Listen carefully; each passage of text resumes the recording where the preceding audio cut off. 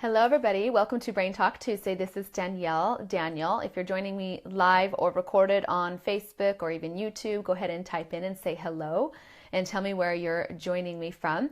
I'm in San Diego, California, and it's just a beautiful sunny day like usual here. I love it. And I'm sitting here in my nice little office, my home office, with my cute little kitty cats that are actually being calm right now. So we're going to hope they stay calm. In fact, I'll show you.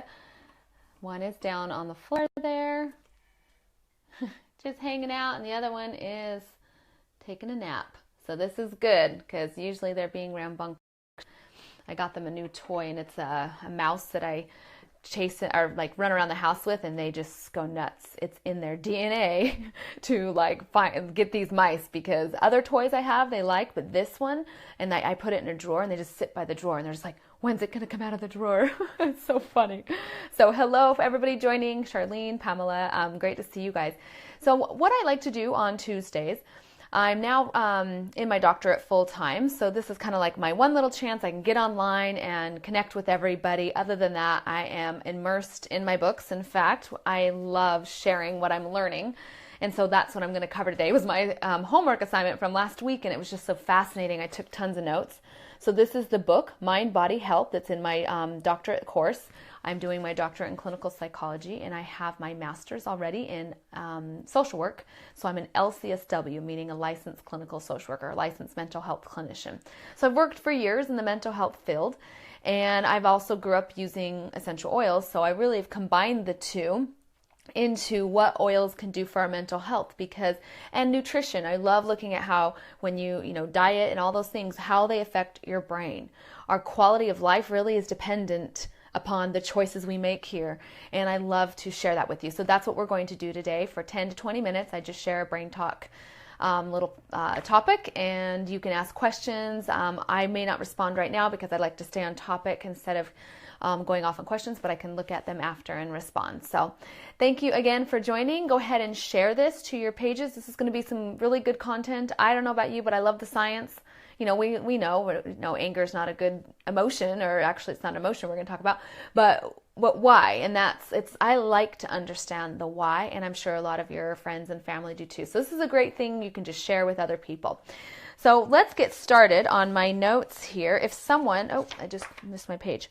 If someone could be a commenter for me, if you're maybe on a computer, it might be easier, and just comment some of the key points that I talk about. And at the end, I also love hearing what stood out to you and what was kind of an aha moment for you.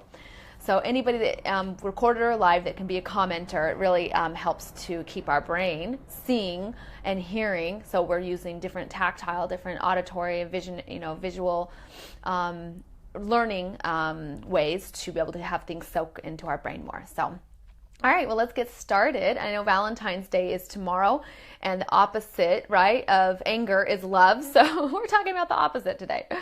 So what I loved about when I was studying is the actual neurochemical components that go along with anger. Anger is a normal emotion, right? We've all experienced this. And actually, it's not an emotion. I'm used to saying that, but I love how this defined. It's a choice to an emotion that we have. So first point on my notes here is anger causes actual physical changes in your body that are toxic and can result in many different problems with your heart. And it's many of you have known. I want you to think of somebody you've known who has like anger issues, like real anger issues, and if they've ever had a heart problem. I know two people that have like real anger issues, and they both have had heart problems. So we're going to talk about why and why that happens. So anger by definition is actually a chosen way to express the emotion of frustration. Isn't that interesting? Frustration or annoyance. It is a chosen response. It's not an emotion in itself. And I think that's empowering to know. Because if you know that anger is a chosen response, a chosen thing that you're responding to, you can actually choose not to respond with anger. So, and then we're going to talk about how to do that. So everyday anger, like annoyance and irritation, that courses through our mind and through our bodies, it leads to a chemical response in the body. And like I said, anger is a response to these emotions in order to fulfill a need. Why are we responding that way? And one of them is to prove yourself. You think you got to get angry so you're going to prove, right? It's like this, And then the other one is to feel powerful, and the other is to feel in control.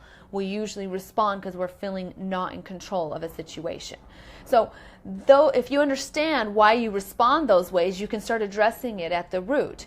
You know, why do you need to prove yourself, or why do you need to feel powerful, and why do you need to feel in control? You can look at, okay, why?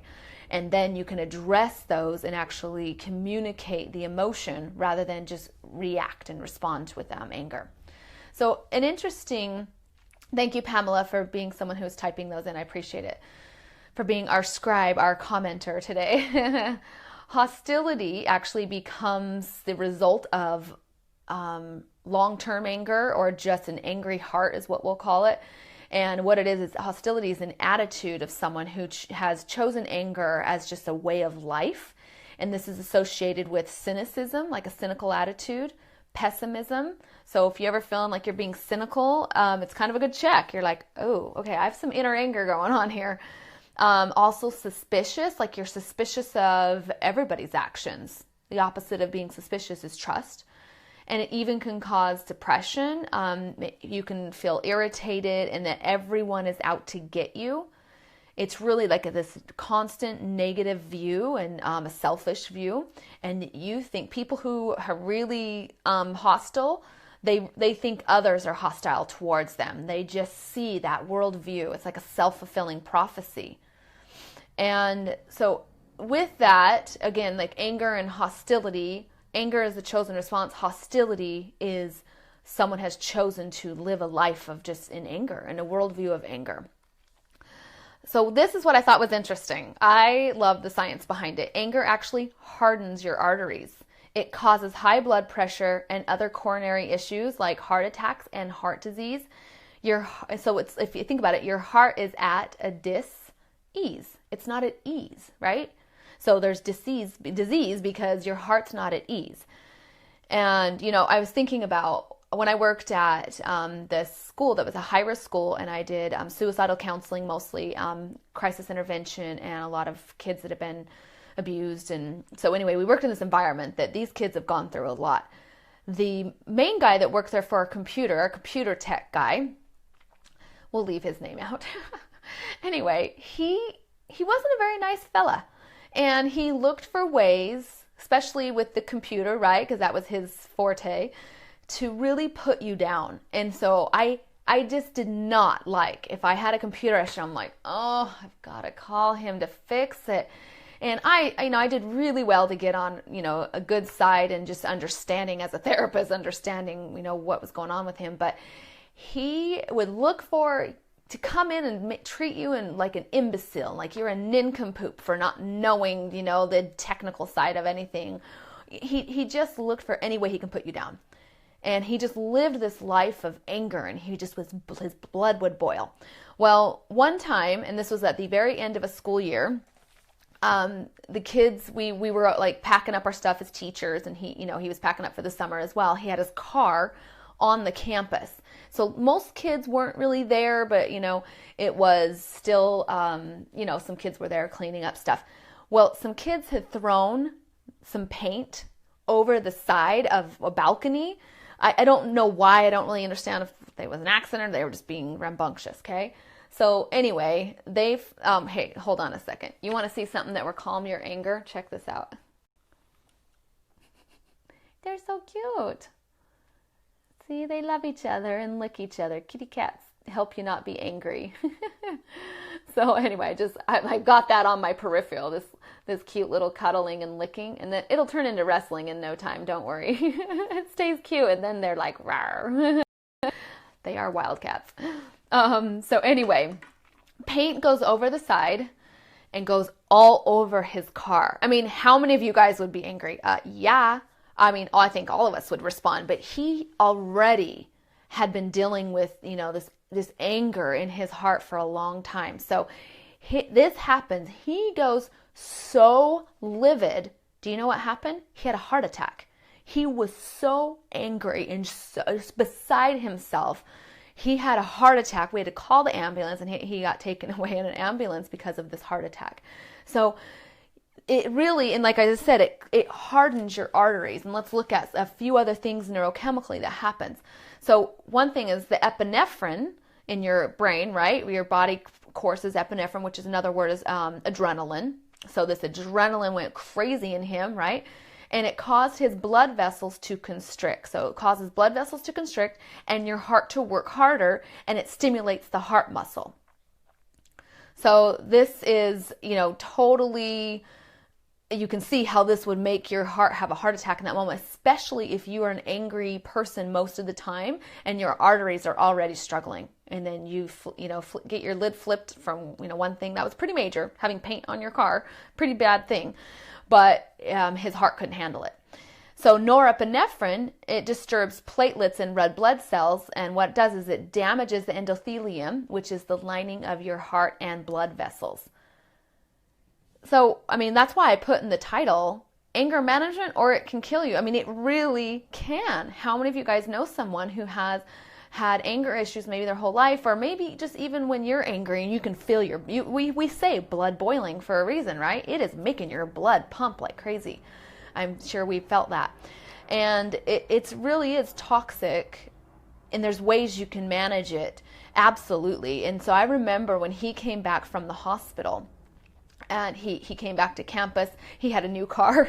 And I remember he was working his butt off to be a nice person.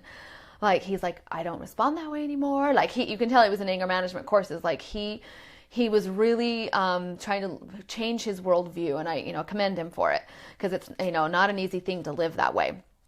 So let's talk about treatment of anger. First of all, realizing it's a choice. It's a choice, and you're not bound. It's not this internal response that you cannot control. You can absolutely control it. A couple things that the text said, and then I've got my own stuff in here too. One is that anger is really a sign of mistrust. And that starts with your own self. It starts with maybe people close to you, maybe, growing up, things that happened that made you just mistrust everything. So that having a trusting heart is the opposite of anger. So working on building a foundation of trust in others and trust in the world, and trust that you're going to be okay, which really the second root of that, which is probably more the core, is forgiveness. What is it that you can let go that you had no control over, maybe something in your past, and you can really work towards forgiveness. Now, I know when you talk about forgiveness, it's a process. That's why people say it's easier, said than done. It is a process. And, I remember there's a Friends episode. I love Friends. Anybody else like to watch Friends? And is when Rachel was still like pining over Ross, and Ross had moved on and had a new girlfriend, Julie, I think is what it was. And everybody was like, Rachel, he's with Julie now. You've got to get over it. And she goes, oh, get over it. That's all I need to do. Thank you. I'll just get over it. I can't believe I didn't think of that. So anyway, I just thought it was hilarious, because I think I watched that episode in a time I was going through a breakup, and I was like, exactly, it's not that easy. But it's a process. So realizing that it's a process, like peeling, like Shrek says, right? An onion layer.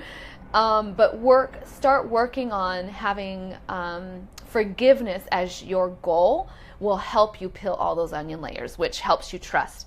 And then at the root of that as well, so I put trust, forgive, and then self-worth. And that's really for me the core. If you have self-worth and you trust and like just have this value to your own view of yourself as valued, then it helps you forgive, it helps you trust others. So that's really some core stuff therapeutically. And then the other is, let's see here, I got distracted with kitty cats. Okay. Okay, this I thought was good. Make yourself laugh. Like, just even if you're doing a fake laugh, it's really weird, but make yourself do a fake laugh. Hey, you guys, I don't know what's going on here.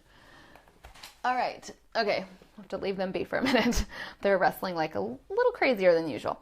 So watch a funny video if you can't. I don't think I'm good at making myself fake laugh. I know people who can just be like, ha ha ha, you know, and they make themselves fake laugh. I've been in conferences where they make everybody laugh and you're like, okay, this is weird. Watch a funny video. Go on YouTube, find funny cat videos if those make me laugh. Find something funny that can, you know, any type of like blooper video, okay? So that will absolutely change that response, that epinephrine and norepinephrine that get released in your body. Okay, and let's see. The next one I said is, I just have to keep my notes going here.